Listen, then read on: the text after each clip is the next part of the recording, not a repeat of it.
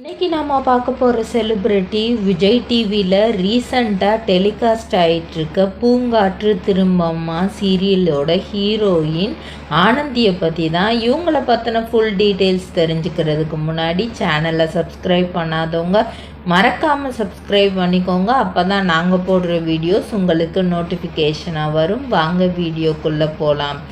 பூங்காற்று திரும்புமா சீரியலோட heroine Anandhi, hero வீரா. இவரை ஹீரோன்னு சொல்லலாம், இந்த கதையோட வில்லன்னு சொல்லலாம். ஏன்னா அவ்வளோ பொசசிவான ஒரு ஹஸ்பண்ட் ஆனந்திக்கு. இவர் நிறைய விஷயங்களில் எதுக்கெடுத்தாலும் சந்தேகப்பட்டு ஆனந்தியை அடிக்கிறது, திட்டுறது. ஆனால் அவங்க வீட்டில் நல்லவர் மாதிரியே தான் அவர் எப்போவுமே நடந்துக்கிடுவார். ஆக்சுவலாக இந்த சீரியலோட ஹீரோ சமீர் அவர்கள் தான்.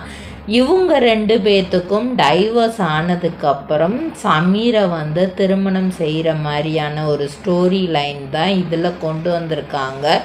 ஆனந்தியோட உண்மையான பெயர் ஷோபனா. இவங்க 1996 ஜூன் மாதம் 8 சென்னையில் உள்ள கொரட்டூரில் பிறந்திருக்கிறாங்க. இவங்க அப்பா பெயர் உத்தமன்.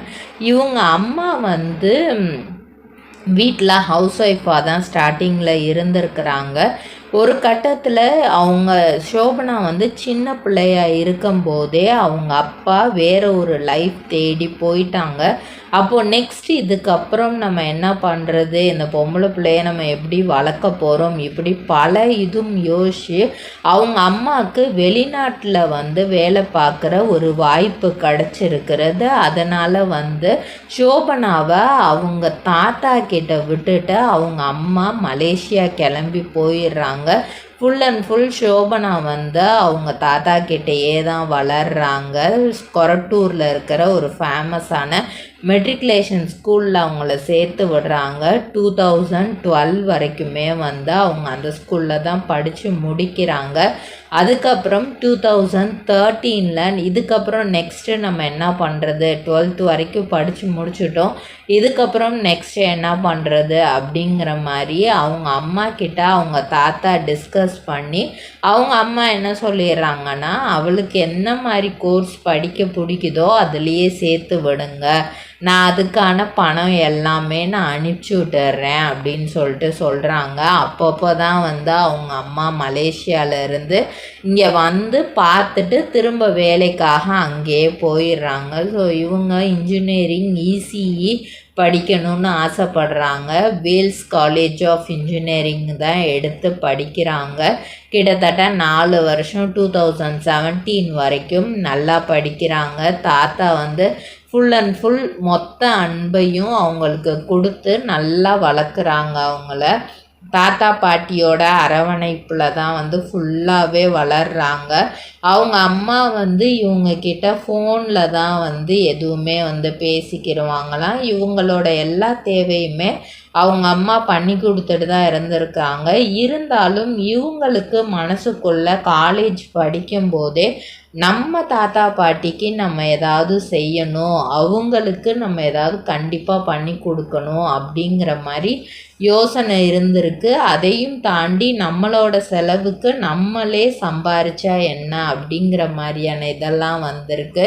அப்போ தான் நிறைய அந்த வெல்கம் கேர்ளு, ஹோட்டலில் வேலை பார்க்குறது, ரிசப்ஷனிஸ்டாக இருக்கிறது, என்ன மாதிரியான வேலை கிடைக்குதோ அது எல்லாமே பண்ணியிருக்காங்க. கிட்டத்தட்ட 1 இயர் இந்த மாதிரி பண்ணியிருக்கிறாங்க.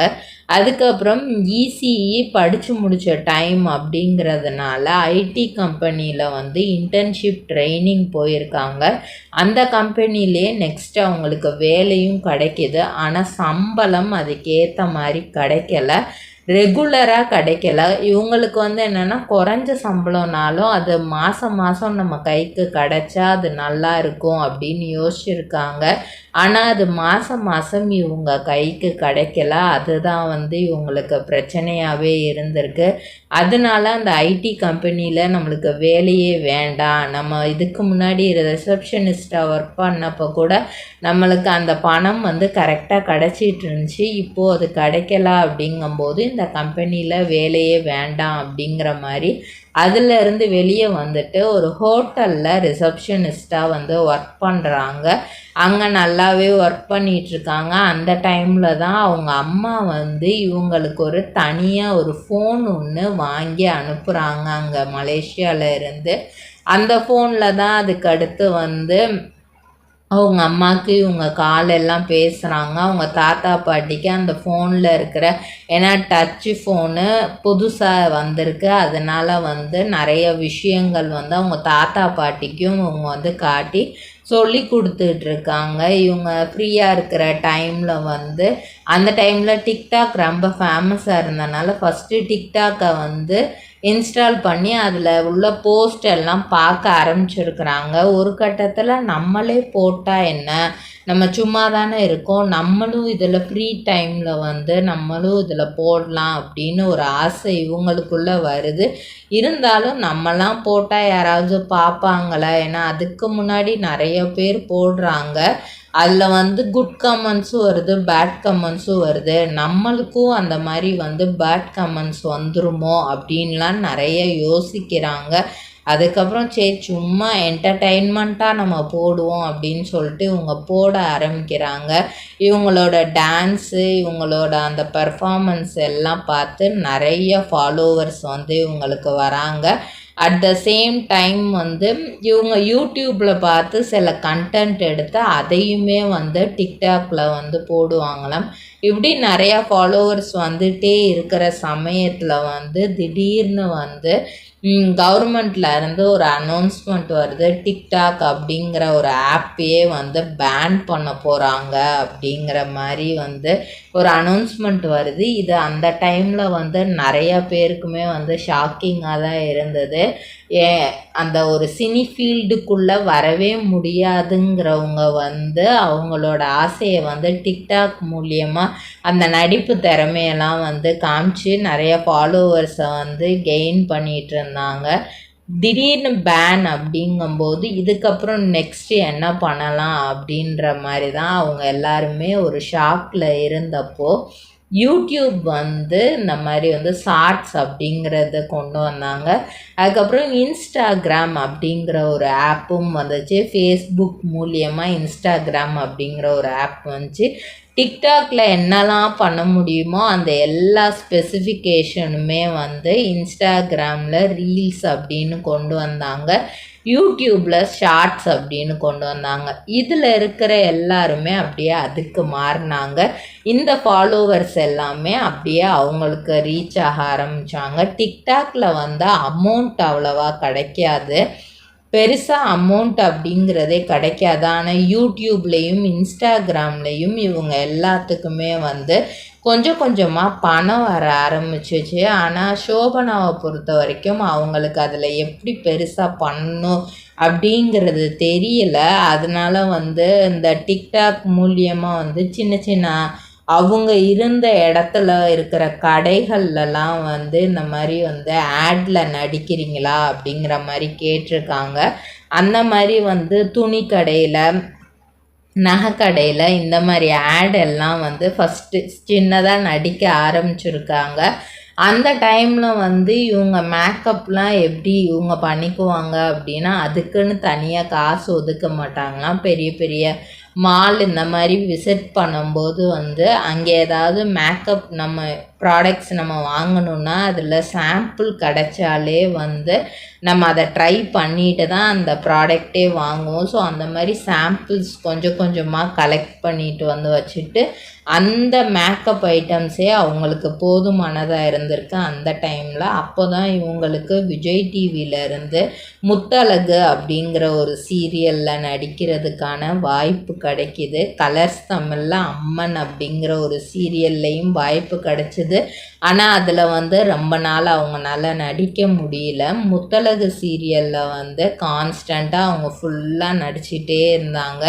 விஜய் டிவியில் இருந்து பெஸ்ட்டு மருமகள் அப்படிங்கிற அவார்டும் வாங்கினாங்க. ஒரு நல்ல மருமகளாக எப்படி இருக்கலாம், தன்னோட மாமியாரை வந்து எந்த மாதிரியெல்லாம் வந்து நடத்தணும் அப்படிங்கிற மாதிரி ஒரு மகள் மாதிரி நம்ம நடந்துக்கணும் அப்படிங்கிறதும் இது பண்ணியிருந்தாங்க. ஒரு சைடு சித்தி கொடுமை இருந்தாலும் அதையும் எப்படி ஃபேஸ் பண்ணணும், நம்ம ஹஸ்பண்டுக்காக எப்படி போராடணும். ஹஸ்பண்ட் வந்து வேற ஒரு பொண்ணை லவ் பண்ணுறாரு, அந்த பொண்ணு இறந்துருச்சுன்னு தான் வந்து திடீர் கல்யாணமாக தான் முத்தழகன் வந்து அதில் திருமணம் பண்ணிக்கிடுவார்.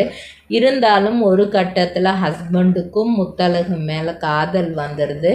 அந்த டைமில் அவங்க லவ்வரும் வந்துடுறாங்க. 2 பேரையுமே வந்து எப்படி நம்ம ஃபேஸ் பண்ணணும் அப்படிங்கிறதெல்லாம் முத்தழகு வந்து நல்லா அந்த கேரக்டர் வந்து காமிச்சிருப்பாங்க. ரீசண்டாக ஒரு இன்டர்வியூவில் உங்களுக்கு ஏதாவது க்ரஷ் இருக்கா அப்படின்னு சோபனாட்ட கேட்டப்போ அவங்க சொன்ன ஒரே வார்த்தை, எனக்கு இது வரைக்கும் யார் மேலேயும் பெருசாக க்ரஷ் இருந்ததில்ல. அப்படி நான் க்ரஷ் அப்படின்னு சொல்லணுன்னா எனக்கு கேபிஒய் பாலா மேலே தான் க்ரஷ் இருந்திருக்கு. ஏன்னா வந்து அவங்க இப்போது பப்ளிக்கு அவங்க பண்ணுறது எல்லாமே வந்து எனக்கு ரொம்ப பிடிச்சிருக்கு. ஒரு கஷ்டப்படுறவங்களுக்கு என்ன மாதிரியெல்லாம் ஹெல்ப் பண்ணலாம் அப்படிங்கிறது யோசிச்சு அவங்க பண்ணுறாங்க. ஆனால் அவங்க பண்ணுறத வந்து பப்ளிசிட்டிக்காக அவங்க பண்ணுறாங்கன்னு நிறைய பேர் ட்ரோல் பண்ணுறாங்க. ஆனால் வந்து நான் அவங்கக்கிட்ட பேசின வரைக்கும் பழகுன வரைக்கும் அவர் ரொம்ப ஜென்டில்மேன், ரொம்ப ஜென்யூனான பர்சன். உண்மையாக மனசார எல்லாருக்கும் ஹெல்ப் பண்ணணுன்னு தான் நினப்பார். அதனால் எனக்கு அவர் மேலே ஒரு க்ரஷ் இருந்திருக்கு அப்படின்னு சொல்லியிருக்கிறாங்க. இவங்க தொடுவானம் அப்படிங்கிற ஒரு வெப் சீரீஸ்லேயும் நடிச்சிருக்கிறாங்க. இவங்கள நிறைய பேர் கேட்டிருக்காங்களா, நீங்கள் குண்டாக இருக்கீங்க, உங்களுக்கு சீரியலில் எப்படி சான்ஸ் கிடச்சிச்சு அப்படின்லாம் நிறைய ஃப்ரெண்ட்ஸே கேட்டிருக்காங்களாம். அப்போது அவங்க சொன்ன ஒரே விஷயம், நானும் நிறைய சான்ஸ் தேடி இருக்கேன். அப்போது வந்து என்னை பாடி ஷேமிங் பண்ணி நிறைய பேர் வந்து வாய்ப்பே கொடுக்கல. ஆனால் முத்தழகு சீரியல் டைரக்டர் வந்து அதை பற்றிலாம் ஒரு பிரச்சனையும் இல்லைம்மா அப்படிங்கிற மாதிரி சொல்லி தான் எனக்கு அந்த சான்ஸே வந்து கொடுத்தாரு.